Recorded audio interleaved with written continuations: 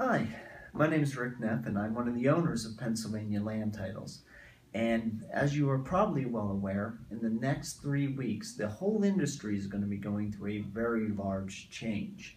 The Consumer Financial Protection Bureau is going to institute what they call the TILA RESPA Integrated Disclosure, or TRID form. And it's going to completely change real estate as we know it. It's going to allow the buyer access to their actual closing costs far in advance to what we see today. On a cash transaction, it's not unusual to get the figure to the buyer perhaps 5 days before closing. Right now, for transactions involving loans, with some lenders, we get the cash to close minutes before the closing, or in some cases, hours after the closing was originally scheduled. So that's all going to go away, and I do believe that's a good thing.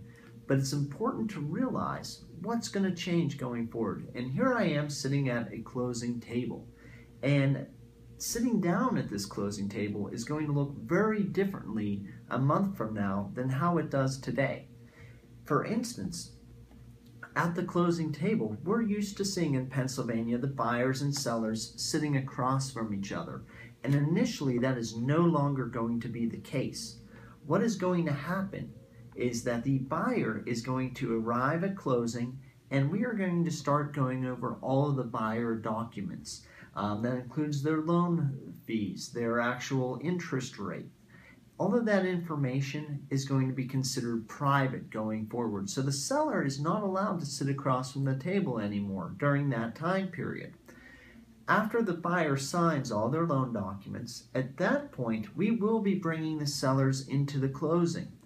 Then the sellers will have to sign their side of the documents, which is often much shorter than what we'll see the buyers signing. So what we'll see is the sellers arriving at the closing about 30 to 45 minutes later. So that's going to just be a slight adjustment there.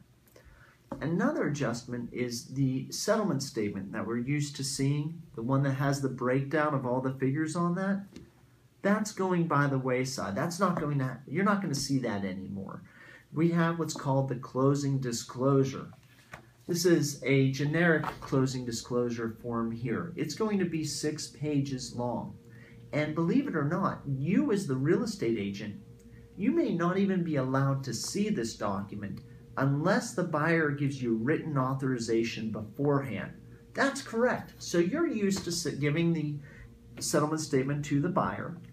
Well, now that's being taken out of your hand because that's given directly to the lender. That said, we want to get you a copy of the settlement statement, or I should say the closing disclosure going forward. And in order to do that, on each and every one of our transactions, what we're going to be doing is when we get that order in, we're going to be sending you out a few forms. And one of those forms is going to be called the Closing Disclosure Release Authorization Form. And your buyer will have to fill this form out and sign it and return it to us. And once we have this written authorization form, we can actually give you that closing disclosure. It's going to be a whole new world out here, and communication is very important, and I think that's actually a good thing. We're going to be talking with you far more often on the phone, by email, via text, whichever method of communication you prefer. And we're also going to be talking more with the buyers and sellers up front. All of this is going to be necessary in order for us to close on time. That's why we're also going to include a client agent contact sheet. On the top part here, we're going to request the buyers and sellers' direct phone number, a contact email address, and also a current mailing address as well. And the reason for that is most lenders are going to email or mail the closing disclosure directly to the buyer 10 days to 1 week prior to closing. However, some lenders are going to require that we do that. And because of that, we need that information, and we need to call and contact to verify to the buyer that they actually received that document.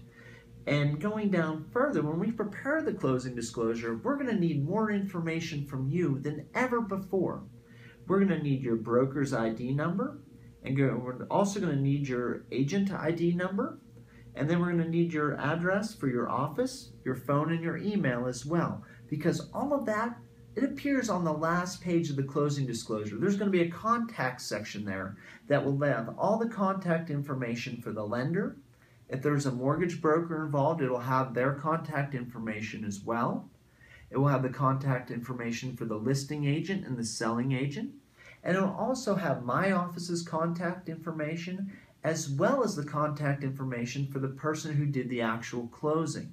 So, like I said, it's going to be quite a big change. And there's a lot in addition to that that needs done. This giant logbook right here, this is going to be a self-audit that we are doing inside our office on each and every one of our files, because we want to make sure that these loans close on time, because there's quite a lot of jeopardy that could actually prevent these loans from closing on time. There are little hiccups that could delay the closing up to a week. We don't ever want to see that happen, and we never want to be the cause for that. So in my next video, I'm going to be going over and showing you exactly what we intend to do to make sure your closings always happen on time, and what we will be requesting from you to make sure that the loan actually closes on time. Because like I said, how we did business before is going to be very different to how we're going to have to do business in the future.